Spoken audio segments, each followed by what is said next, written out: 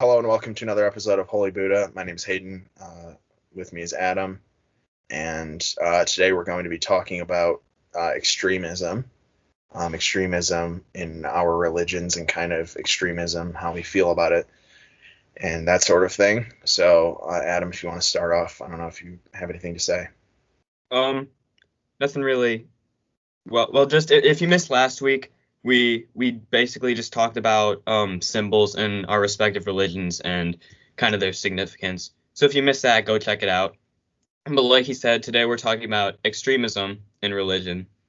Um, I guess I'll start out by saying like extremism in religion. It's obviously a spectrum. You have world-changing events like the Crusades that were spawned by it, but contemporarily, degrees of it still kind of permeate society. In our first episode, I remember I talked about how it's the nature of religion to be dynamic and it's liable to change over time, and there's still so many aspects of it, traditional aspects that a lot of religious folk refuse to modulate. And I'm not talking about traditions of the construct of like how like a liturgy, for example, would work, and how it operates in terms of like I said, how worship is done or certain core beliefs. Uh, but kind of things that come to mind are like LGBTQ matters, racial equity movements, things like that in modern times are acceptable and encouraged. And today there's so much emphasis on living your truth and being who you want to be. And I believe personally that's a beautiful thing, and I fully support it. But the thing is, these movements aren't, inherently hurting anyone. And in the event that someone is hurt, that creates a whole conversation about righteous anger and how that comes into play. But there's this inexplicable stigma around them, I feel like, in in religious communities because of how long it's been that minoritized groups have kind of been suppressed from expressing themselves in a safe manner, safe as in not doing any damage to anyone. Right. And in a lot of religions, though, there's a lot of fundamentalists who are, ride or die, letter of the law kind of people who that's what they obey, and that calls into question how they're interpreting certain parts. I remember also in the first episode you were talking about kind of the arbitrary cherry picking that seems to occur, and that's where it gets really messy. I think it really comes down to what do you interpret as sinful, at least for Christianity. Mm. And I don't believe there's anything wrong with uh like going back to the LGBTQ example. Um, I don't think that there's anything wrong with not being straight. Why? Because Jesus said to love one another as I have loved you. And yes, facets of the Old Testament like prohibited stuff like the practice of homosexuality in that civilization. And in that part of the Bible, I think it's Leviticus somewhere, it also talks about stuff like the impurity of menstruation, and how that a female and anyone who comes into contact with her is unclean for 7 days. And obviously, this is a very archaic idea today. Like, why would a natural, unavoidable, necessary process be so ostracized? Mhm. And it just comes down to a times change, and you'd be hard pressed to find a mainstream religion that recognizes someone during that cycle as impure. Right. These are very obvious and I feel like oft repeated examples, but they're very prevalent at that. Of course, your religious ideals uh, don't have to be tied down to your socio-political beliefs. It's become an inevitable influence, but and I know I was kind of criticizing cherry picking earlier, and I personally think there's a correct way to approach blending a balance with sort of picking and choosing, because it's bound to happen due to everyone having different approaches to life. But there are ways to balance, and I'd like to get to that a little later on. Mhm. For the sake of establishing some exigence, Buddhism is a very peaceful and calm religion. Like, I guess is that right? Like, yeah. Yeah. But there have been instances in the past, like, where aspects have been used as justification to suppress, like in Sri Lanka and its militarization in Japan, and the Right. things going on in Myanmar today with the Rohingyans. Mhm. And don't get me wrong, I'm not using you as like a scapegoat to indicate that, oh, Catholics have never done anything oppressive. Right. And it's not necessarily Zen Buddhist doings, but do you feel that like Buddhist extremism, especially contemporarily, like, do you think that's affected your outlook on on the religion much. I know for me, like I mentioned, like again in the first episode, it's definitely something that kind of gets me down and cynical for my religion at least. Yeah, okay, so what a kind of Buddhist extremism, it's not common, and that's not to say it doesn't exist because you gave multiple examples. It's not common because if you're really faithful as a Buddhist, you would realize that it's completely contradictory to the most rudimentary beliefs of Buddhism. Like, for example, homophobia, that's not really a big issue in Buddhism. There are a lot of very conservative Buddhists that, might take issue with it, but for the most part, it's really not an issue just because, it's kind of a live and let live type thing. Personal matter doesn't really affect, it doesn't affect anyone. But I don't necessarily know if I would say that extremism has changed my outlook on religion, because, like I said, it's a very small movement of people in Myanmar. It's sort of that type of thing where they're very small but they're very loud, so it seems like there's kind of more than they are.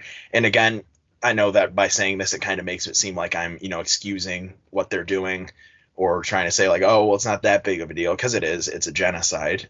To be fair, I mean, it's a genocide, and I don't want to label it as anything besides that because it's unfair, and it kind of discounts all the suffering that the Rohingya people are going through. But at its core, I definitely don't think Buddhism is a violent religion. I think Buddhism is actually uh, one of the most peaceful religions, and that's not even me just saying that because I want to make myself and my religion look better. I mean, I genuinely do believe that. Um, but yeah, like I said, it's not a big issue in Buddhism, as in it's not a widespread thing. But right now, for those of you who don't know, the country of Myanmar is facing a lot of tension between the Muslim Rohingya people and the ethnic Karens, who are majority Buddhist. And the United Nations actually labels the Rohingyas as one, I think, the most oppressed people in the world. I mean, they have borderline no rights. And this history between kind of tension between Buddhists and Islam goes back to the beginnings of the Islamic Caliphate and the Islamic Empire. That empire invaded places like India and Burma, which is now Myanmar, and decapitated statues of the Buddha, and they defiled temples, and they disrespected Buddhism, and that's kind of built in a resentment for a lot of sort of conservative Southeast Asian Buddhists, where they feel like it's that kind of look what they did to us, or look what they did to our religion. And I think it is terrible what they did, because a lot of the Islamic soldiers ended up killing tons and tons of Buddhist monks, and doing all these terrible things. But I also think that that's no justification for what is happening now, which is very similar. A Buddhist group led by a Buddhist monk is they're killing Muslim people, they're burning down mosques, they're burning down entire villages, and they're doing it with the justification that it's self-defense, because Buddhism only allows violence in self-defense. So, for example, if someone were to kill, 3 people, and the only way to stop them was for you to kill them, then it's considered, it's not considered negative to kill that person, but it's only if you're doing it to save the lives of others. So they think that because they're, attacking these Muslims that are, quote, invading their country, which I think is kind of a ridiculous idea. They think that they're kind of protecting Myanmar from this, this Muslim threat. And I think it's very sad, because, I mean, that's literally, you couldn't get further from what the Buddha would have wanted for, the world, and specifically for Buddhist people. Yeah, good point. I earlier, I know you're talking about this. Trying to think of how I want to phrase this.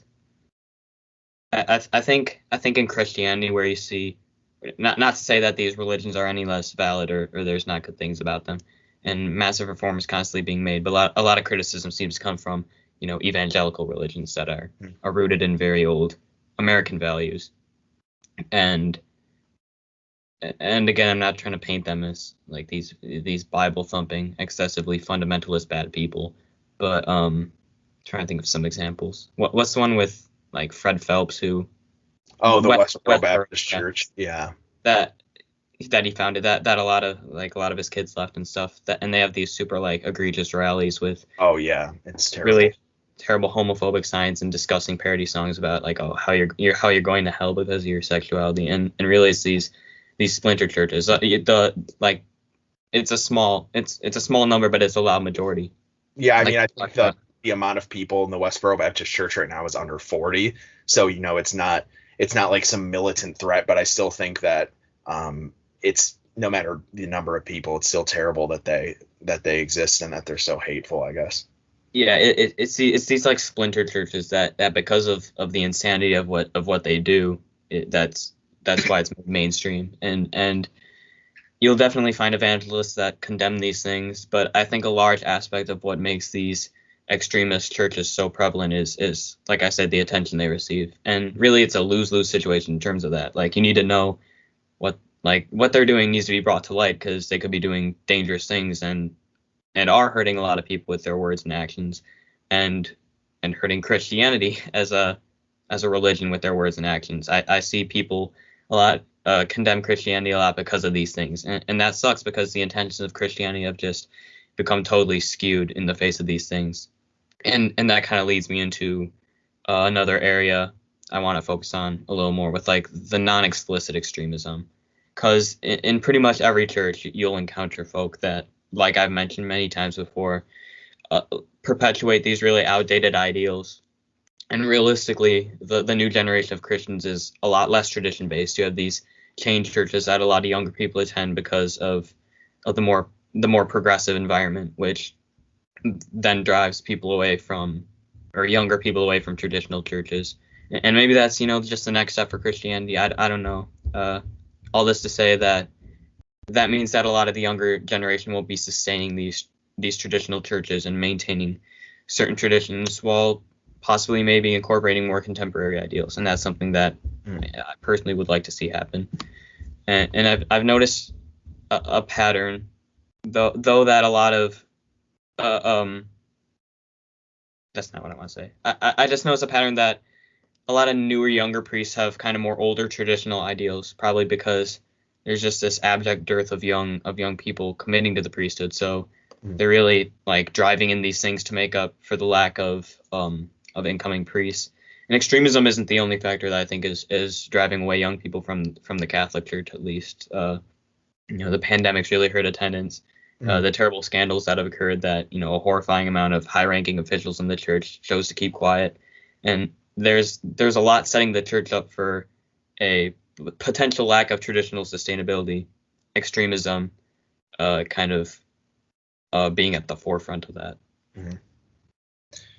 Yeah, I mean, I do think that a lot of people are leaving Christianity, and this isn't even my opinion. I mean, this is literally statistical facts, and I can't really speak as to why people are leaving. I'm not a Christian. I never have been, so I can't really say. Well, in my experience, like, I don't really have that, but it seems like, yeah, a lot of people are leaving mostly because of a lot of scandals that are coming out of churches, um, and I think that probably has contributed a lot to it. And another kind of interesting thing I wanted to talk about was the Chinese government is using Buddhism to kind of portray this sort of like, oh, we care about traditions. Buddhism is such a huge part of Chinese history and culture that they're manipulating it in a way of like, oh, look at us, we love this traditional aspect of the beautiful Chinese culture. Yet at the same time, they're tearing down statues of Buddha and Guanyin, and they're suppressing Buddhism.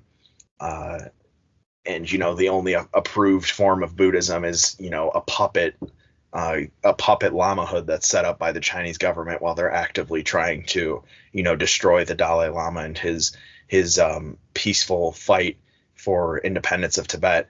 And it's sort of, I don't know if it necessarily qualifies Buddhist extremism, but it's the weaponization of Buddhism. And I think it's just as harmful because they're actively destroying our religion while at the same time, pretending as if they care about the tradition, and using it to further their political goals. And I think that extremism in any form is inherently wrong. I don't think violence is right, and that's not even just me saying that as a Buddhist. I don't think I've ever been comfortable with violence. I don't think it's right unless it's in self-defense. And to be honest, no, Muslims aren't invading your country. Muslims are not destroying Myanmar. I think that the hatred that these groups are perpetuating is really what's kind of rotting these societies from the inside out.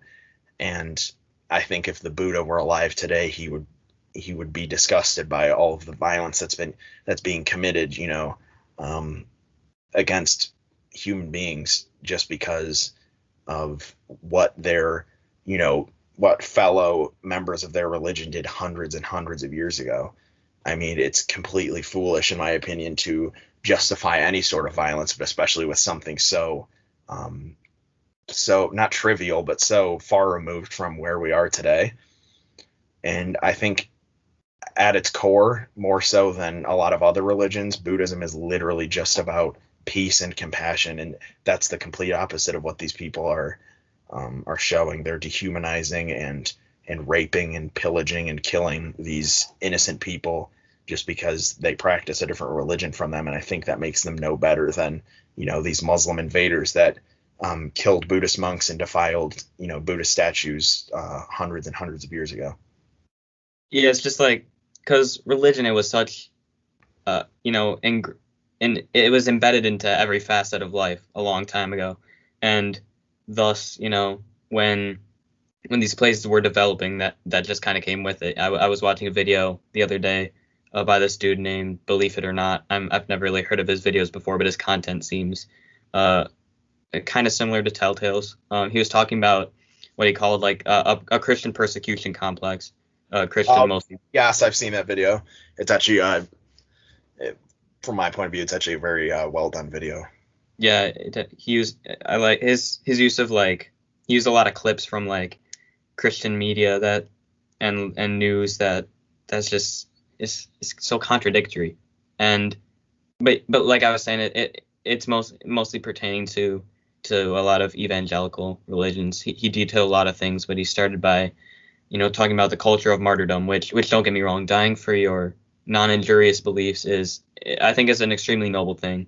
And I'm talking about his martyrdom examples. I'm not quite sure where he was going with it, but he transitioned towards talking about how so many Christians feel as though they're being persecuted, and that God has left America, and of course America was founded on implications of a Christian moral code, and for a long time, up until a couple of decades ago, that's what really prevailed. And of course, America being the land of the free and of equal opportunity, this is extremely unfulfilling for other religions who have the right to practice. And he discussed how matters of Christianity, how a lot of people think they're being suppressed. He talked about a group of cheerleaders, how they were heralded as heroes because they were praying on the field because they used to blast the Lord's Prayer over the loudspeakers and everyone would hear it, but obviously that violates some. That's the First Amendment. First Amendment.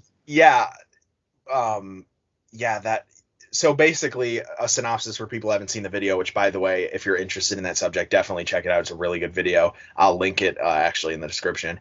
But the video was from Fox News, which, for those of you who don't know, is a very Christian, very conservative news network. I say news because it's really not news. It's kind of just propaganda. But essentially what happened was that a group of cheerleaders were protesting the fact that they weren't allowed to play the Lord's Prayer over the loudspeaker before football games, which is literally a violation of the First Amendment. And then he compared that to another video from the same news network, the same news anchor, I believe, if I'm not mistaken, of a group of Muslim students that were trying to find a room where they could pray by themselves. And it, posed it as if it was some sort of threat that Muslim children want to pray, in a room by themselves in a school. And I think, what he was trying to say throughout the whole video is that a lot of evangelical Christians feel like they're being persecuted just because people are acknowledging that like other people have different beliefs. And America, this is a controversial statement, but America is not a Christian nation. America is a nation of many beliefs and of many ideologies. But as you were saying, that is correct. A lot of American ideals were founded on, or based on certain, Christian principles and values, but America is by no measure a Christian nation. Yeah, it's the fact that it was painted as such a contentious issue, the Muslim students praying in a private classroom, that the segment was called like trouble in the classroom or something. Yeah, trouble in schools. And then the Christian segment was called fight for faith, and it's just like, really, the Muslims are being persecuted. They just want to do their own thing, and these evangelical Christians want to kind of shove it in everyone's face, and they're these heroes and these martyrs, and the Muslim people just kind of want to do their own thing, and then it's seen as some sort of threat. Yeah, then you have conservative pundits like Tommy Lahren and a lot of famous evangelists talking about how Christian values are under attack, and I wouldn't go so far as to use the word under attack, but in a lot of hardcore Christian circles, a lot of newer societal normalities contradict their values. However, if these values prevent another person or religion from being given equal value, then a line needs to be drawn. You're free to believe these things, but if you go so far as to persecute others in the name of God, that's doing the opposite of what Jesus and even the Bible in general teaches. Because religion is so important to those that practice, but the part of the beauty of the world is the dynamism and diversity between beliefs, and you have to share that space.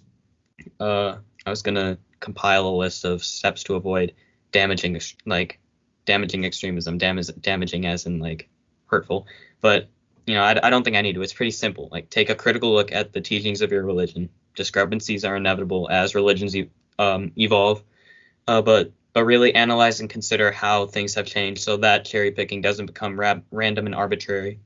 And just remember that you share a space with a lot of other people with a lot of different ideologies, and you can think your religion is the superior one because that's why you follow a religion, without treading on the heels of others. Galatians 3:28 reads, "Here is neither Jew nor Greek, there is neither slave nor free, there is no male and female, for you are all one in Christ Jesus." That's what I believe as a Christian. But even if you don't believe in the divinity of Jesus, the message is universal. We're all human, no matter our belief or identity. We all have an equal right to practice. Right. And even the Buddha said in the Dhammapada, in the section on violence, one of the first quotes is, "All beings fear violence. All beings tremble from violence. He who is truly happy will inflict not violence upon any other being." And I mean, that was really one of the seminal points of the Buddha was, who are you to inflict violence upon others? Because we all fear violence, and we all want to live our lives happily. So I think extremism, specifically in any form, but specifically in the name of Buddhism, is incredibly asinine, and I think it's incredibly contradictory. And this is really, extremism in Buddhism is really only among like the most hardcore conservative, the most hardcore and dedicated Theravada Buddhists. And Theravada Buddhism is not a violent sect of Buddhism, but it is. I've really only noticed extremism in that sect, but I don't think there's any correlation. I think it's merely coincidence. But I think this whole Muslim invaders thing that this army in Myanmar is trying to push, I think it's all just a bunch of nonsense. First of all, who cares if your country is majority Muslim? Like, big deal. Second of all, factually, it's not. Myanmar is 88% Buddhist and 4% Muslim. I don't really see a discrepancy there that would indicate that there's any sort of invaders. But it reminds me a lot of kind of, a lot of the Islamophobic rhetoric that was going on and is still going on in the United States, that we need to keep them out before they invade and install Sharia law. I think it's just unfounded accusations based on stereotypes and hateful rhetoric. And I think there's no place in it in the world, and especially not in a religion like Buddhism, which advocates only for peace and compassion. Yeah, definitely. Like we said in the first episode, as cliche as it is, all like religions, most mainstream religions at least, their universal goal is this idea of love and respect for others. So like I said, as trite as that sounds, it's true. It's true. Yeah, and I was trying to find it, but I couldn't end up finding it. But it was a quote wheel, and it had symbols of different religions, and it had quotes that were incredibly similar from each religion. From Muslim, there was a quote saying, from Islam, sorry, there was a quote saying, be peaceful to all you see before you. For Buddhism, there was, all beings tremble before violence, inflict it not upon others. From Christianity, there was, love thy enemies, pray for those who persecute you. For Sikhism, there was, no man is a stranger, every man is my friend. And it was pretty much all of the majority, all of the major religions of the world. And it really just shows you that, despite what religion you belong to, despite what deity you worship, or even if you worship a deity, we all kind of want the same thing. We all just want to love each other and be compassionate. And yeah, it sounds incredibly cliche and incredibly childish, but in the end, that's really all we want. Is we want to be compassionate, and we want to care for each other, and we want to forge our own path in life that will ultimately lead to whatever we desire it to lead to. I mean, that's all really I have to say. If you have any more comments, is there anything else you want to talk about? No, not really. I'd just like to say thank you, everyone, for your support. Please, if you could, spread the word and, get more people to subscribe. It would mean, the world. Literally, it's your support is so incredibly valuable. I don't think I could really overstate how much it means to us, and it means to me in particular. Yeah, just spread the word, spread this video, and thank you so much for watching. And tune in next week. We have a guest who will be talking about individualism and forging your own path while staying in a certain religion. So, like he said, everything he said, I agree with. But yeah, thanks for watching, and we hope to see you next week.